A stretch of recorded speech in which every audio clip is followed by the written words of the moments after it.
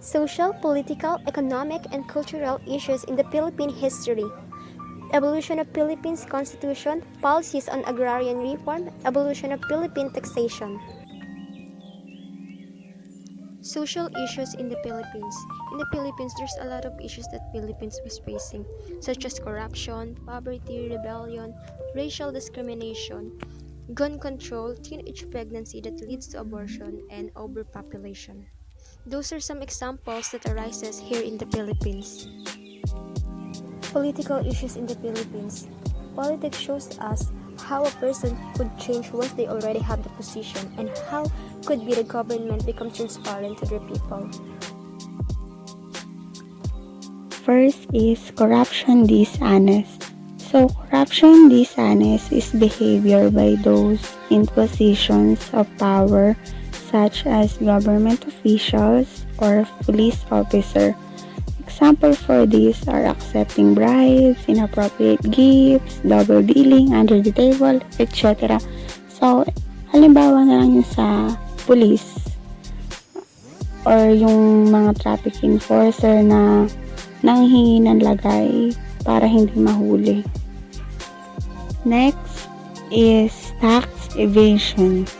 Tax evasion is an illegal activity in which person or entity deliberately avoids paying a true tax liability. So, for example, si Manny Pacquiao, hindi niya sinasabi kung magkano yung kita niya o siniseparate niya yung kita niya sa pagpopolitika at yung kita niya sa pagbaboxing. So, ginagawa niya to para maiwasan ang pagbabayad ng malaking buwis or tax. The specific types of corruption ghost projects and payrolls. This is done by high officials of the government whereby non-existing projects are financed by the government, where non-existing personnel are being paid salaries and allowances. Example, Janet Napoles. Ben Horloy reveals details of a multi-billion pork barrel scam involving lawmakers. According to Loy, his boss Janet Napoles allegedly created around 20 bogus NGOs to divert some 10 billion from the Priority Development Assistance Fund of 28 lawmakers. A Makati court orders the arrest of Janet Napoles and her brother, Reynald Jojolin, for the illegal detention of Loy from December 2012 to March 2013 at a retreat house in Makati City. A Commission on Audit Special Report on the use of the 2007 to 2009 PDAF reveals that a total of 6,156 worth of funds were given by lawmakers to 82 questionable NGOs. 10 of these NGOs were linked to Napoles and received 2,157. President Benigno Aquino III issues a 10 million bounty for the capture of Janet Napoles.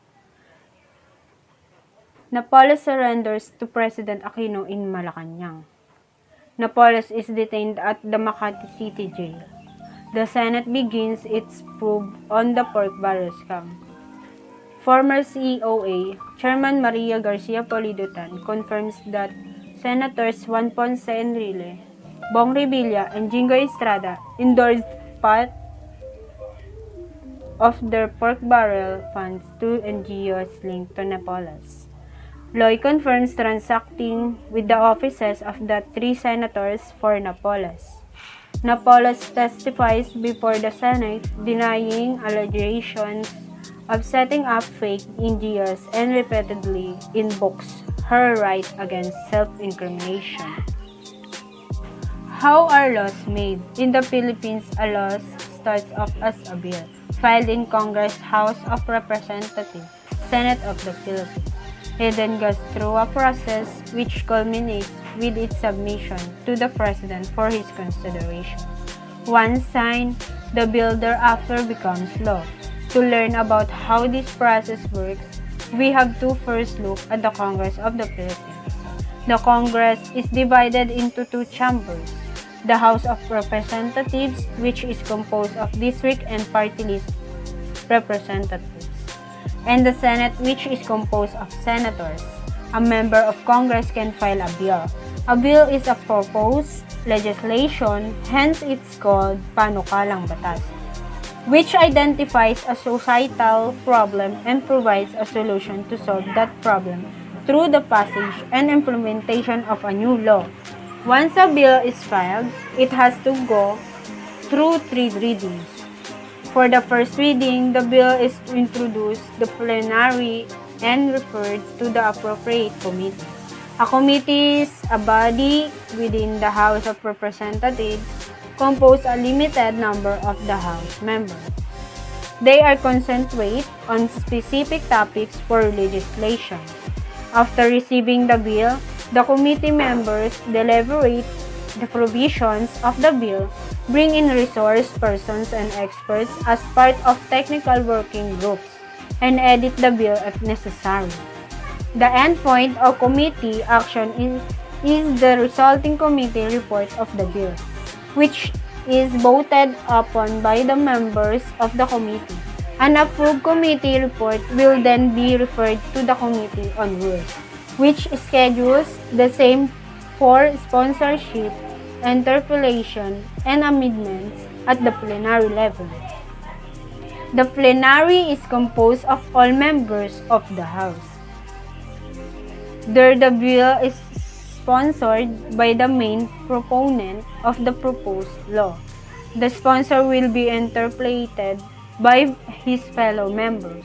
He must defend the bill and reason with his colleagues that it must be passed. Some questions may be asked: is there really a problem? How does the bill solve that problem? Is this the best approach available? Is the bill constitutional? The members of the House can then introduce amendments to the bill. The bill that survives this process intact or with amendments will then be set for second reading, where all the members will vote to approve the bill in its final form. The bill will then be set for the consideration on third reading. At least 3 days before the date, printed copies of the bill are distributed to all the members of the House for their review. On third reading, they vote whether or not to approve it. A bill approved on third reading shall be transmitted to the Senate. The Senate can concur with the bill. If the Senate concurs, the bill is then enrolled and transmitted to the President for his signature. If the Senate and the House do not agree on the provisions of the bill, a bicameral conference committee is created. This committee is composed of representatives from both the House and the Senate. Together, they harmonize the differences of the bill and produce an amended or new version which is transmitted back to both the House and the Senate for ratification. Once ratified, the bill is enrolled, which means the Speaker of the House, the Secretary General of the House, the President of the Senate, and the Secretary of the Senate sign the bill and transmit it to the President for his signature. The President studies the bill and can either sign it as it is, sign it with vetoed items, which means there are provisions that he rejects, or veto the bill outright. A bill that is signed by the President shall now become law. The law shall then take effect after its publication, either in the official gazette or in a newspaper of general circulation. In the Philippines, their values that we all were sharing ever since were both positive and negative. We were tackle of their common value system, which is the Padrino system or patronage as known as palakasan. Padrino system, the value system where individual gains favor, promotion, political appointment through family affiliation or friendship. The Padrino system is a negative value is more in time, or it violates fairness in the workplace, in politics, and life in general. Disadvantages. First, advising in one's career through political connection instead of one's skills or excellence. Second, unfair treatment of businessmen in the process of acquiring their legal documents, such as business permit. And lastly, violators of business policies easily getting away with their offenses. The Padrino system is inherent for their proper business contract. Not only does this promote an inequality, unfairness, but also in conflict ethical business behavior. Economic issues in the Philippines. We all know that Philippines is one of the popular countries who produce well product all over the world. Aside from that, our country is one of the popular also in spices category. But aside from such, there's still economic issues that Philippines has faced.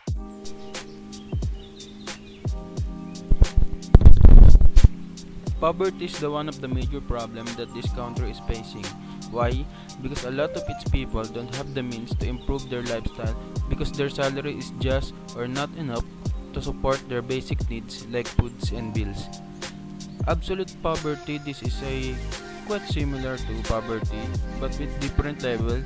This kind of poverty might be those people who needs to go outside to ask others for money. I sometimes blame the government and sometimes not because they cannot provide work for their people and not because each every one of us are responsible for our own lives.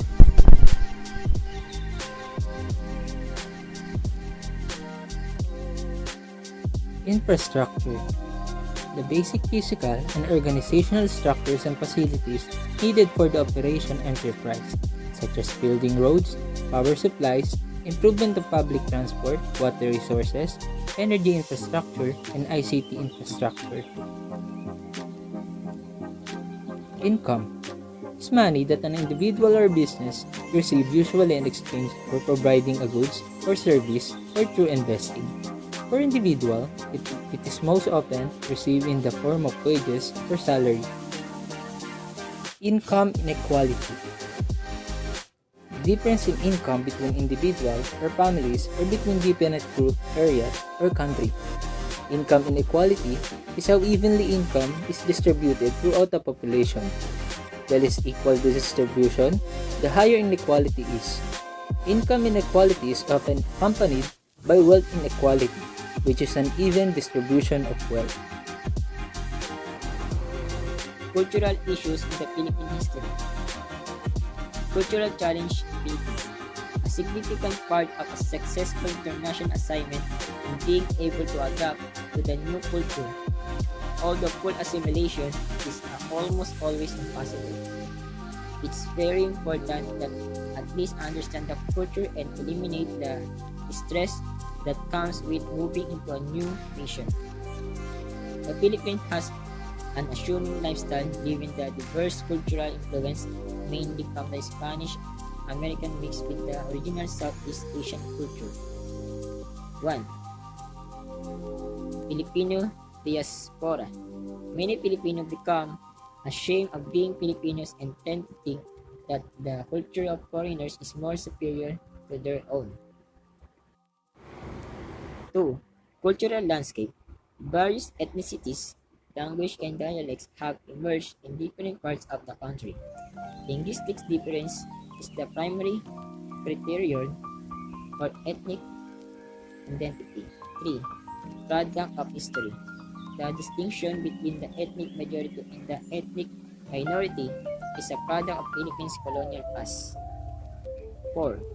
Overpopulation and poverty trace back to the elite-dominated power structure compounded by the lack of economic planning and political foresight.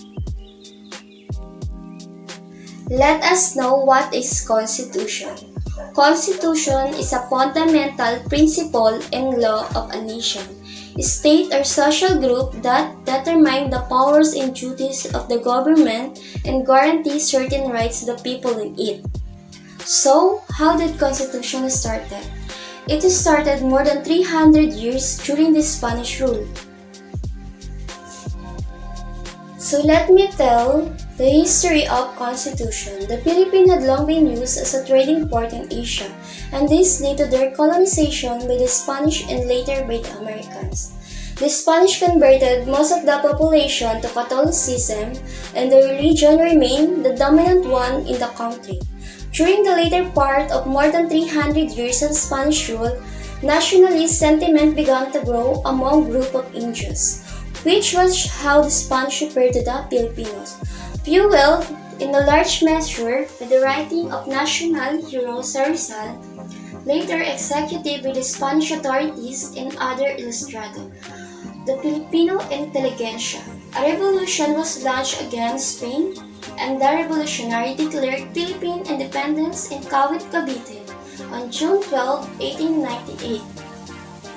What became known as the Malolos Congress was convened on September 15, 1898, and the first Philippine Constitution, called the Malolos Constitution, was approved on January 20, 1899, ushering what is called the First Philippine Republic.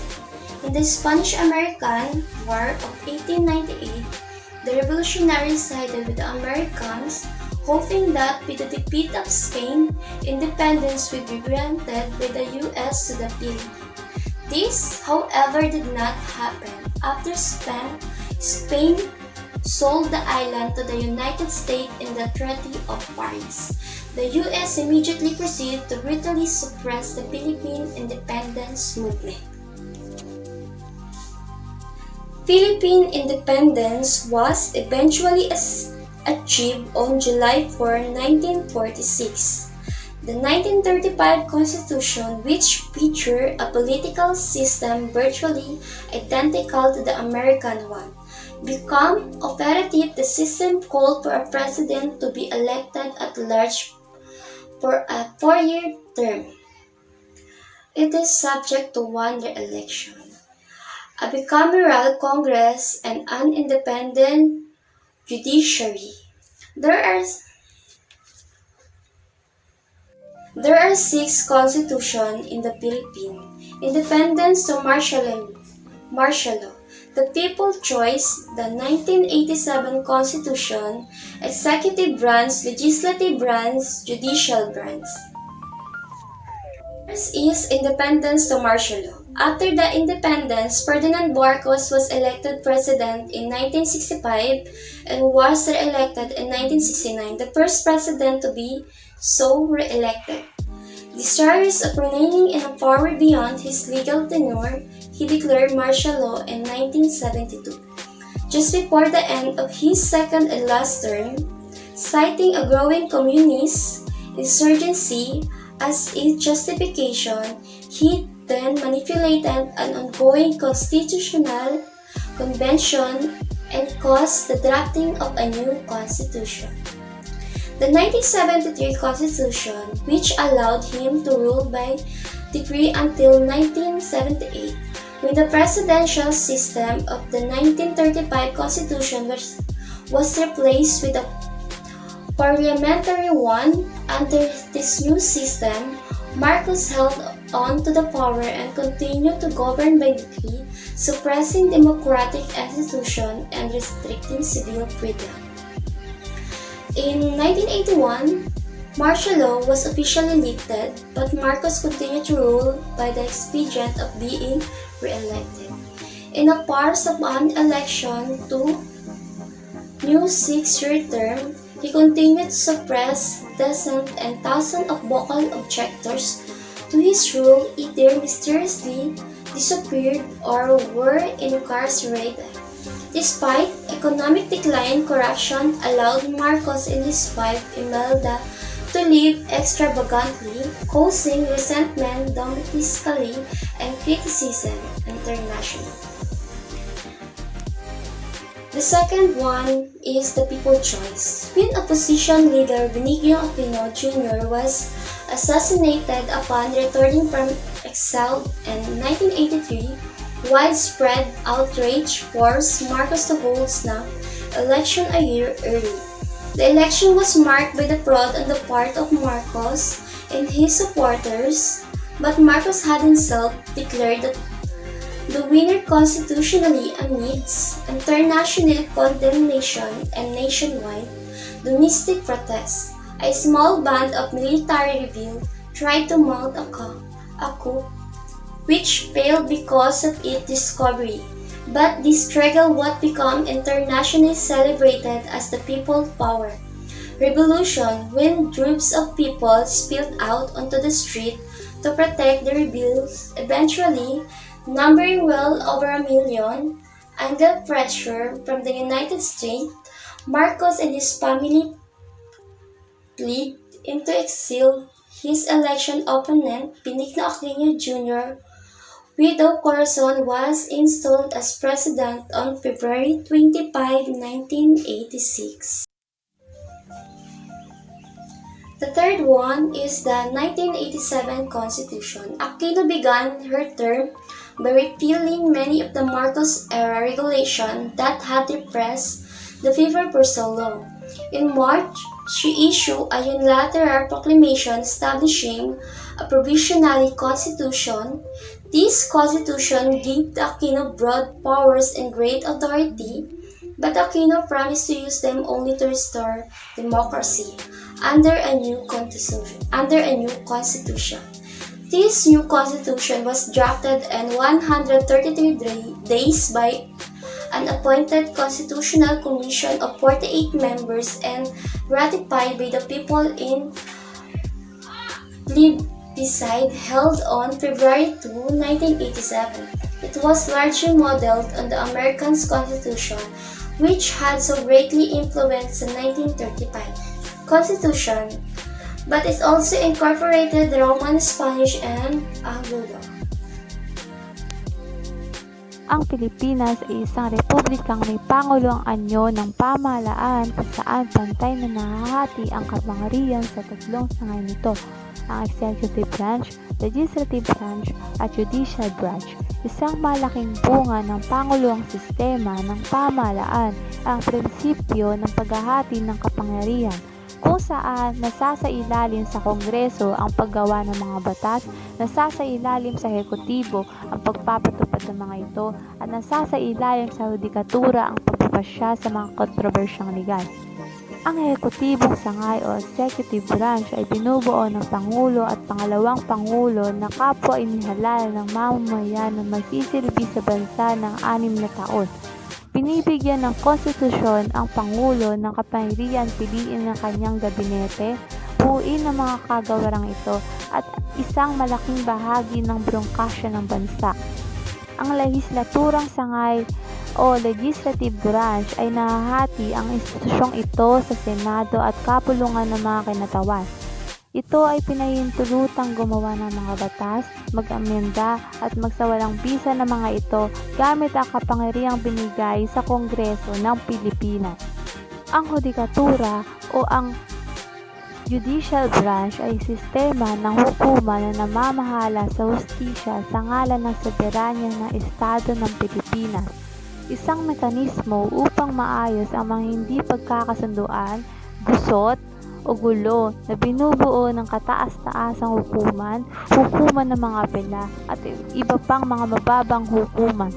Sa ilalim ng doktrina o paghihiwalay ng mga kapangyarihan, ang hudikatura ay hindi maaaring gumawa o magpatupad ng batas na nasa pananagutan ng tagapagbatas at tagapagpaganap, tagapagpaghukom. Land reform is considered wider than land reform, because land reform is only about the redistributing of a piece of land from the landlords of the tenant farmer in order that they will be given a chance to own a small part of land. But in agrarian reform, it's not only distribute land to conserve purely land ownership, but also optimize land uses to improve people's income and increase productivity to improve not only the income but also the living standard of rural people. Agrarian reform does not focus on land reform alone, but also reform in development of complementary institutional framework such as administrative agency of national government, rural, educational, and social welfare institutions.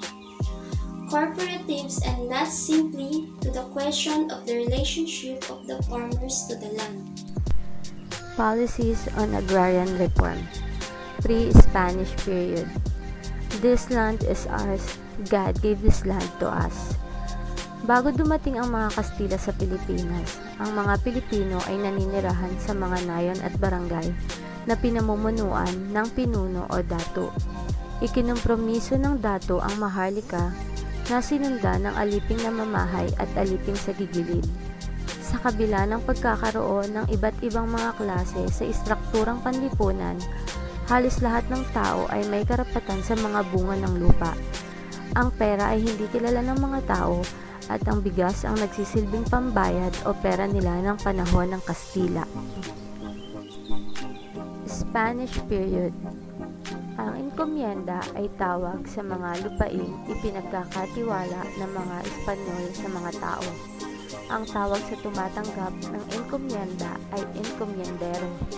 Tungkulin ng enkomiendero na pangalagaan ang katahimikan at ipagtanggol ang mga mamamayan laban sa kaaway.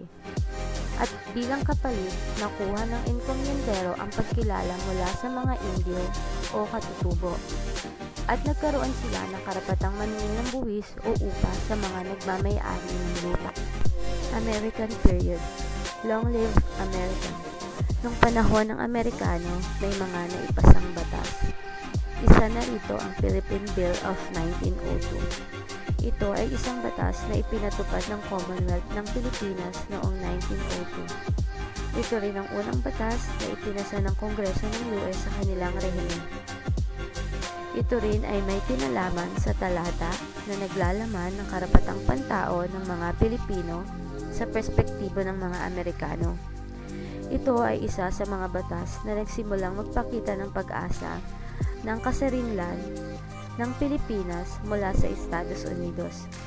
Nagtatadhana din ito ng talaan ng karapatan, paglikha ng ilang kagawaran ng pamahalaan at asembleya sa Pilipinas. Gayon din ang mabuting pangangalaga sa mga likas na yaman. Nagtakda ito ng pagbibigay ng mga karapatan sa malayang pananalita at pagpapahayag, kalayaang huwag mabilanggo dahil sa pagkakautang, pagiging pantay-pantay sa harap ng batas, at kalayaan mula sa pagkakaalipin. Land Registration Act of 1902, Act Number 496.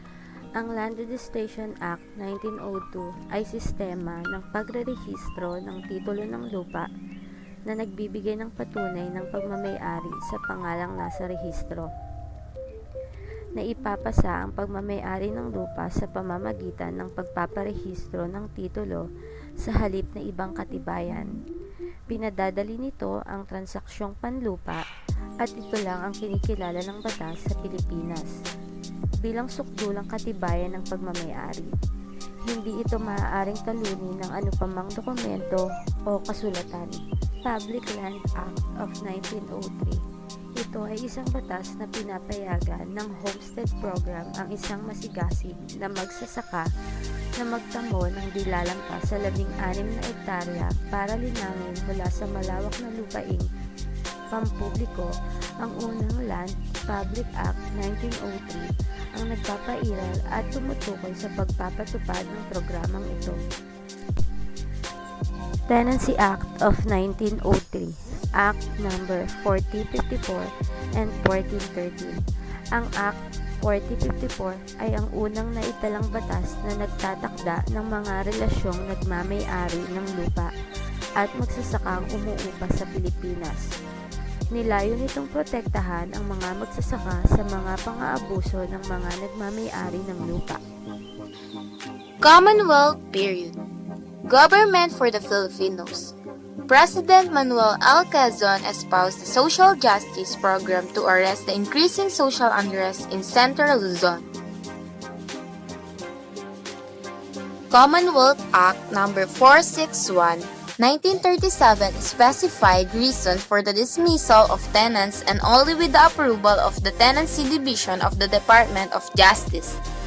Rural Program Administration, created March 2, 1939, provided the purchase and lease of haciendas and their sale and lease to the tenants. Commonwealth Act No. 441, enacted on June 3, 1939, created the National Settlement Administration with a capital stock of 20 million. The Comprehensive Agrarian Reform Program, more commonly known as CARP, is an agrarian reform law of the Philippines whose legal basis is the Republic Act No. 6657, otherwise known as the Comprehensive Agrarian Reform Law or CARL. It is the redistribution of private and public agricultural lands to help the beneficiaries survive as small independent farmers. Regardless of the tenurial arrangement, its goals are to provide landowners equality in terms of income and opportunities, empower landowner beneficiaries to have equitable land ownership, enhance agricultural production and productivity, provide employment to more agricultural workers, and put an end to conflict regarding land ownership. Evolution of Philippine taxations. All citizens in the Philippines were required to pay for tax and able to be governed by the government with full function. And in return, government is responsible to improve the lives of citizens in different ways. And these taxation practices arises and come with our colonial experience.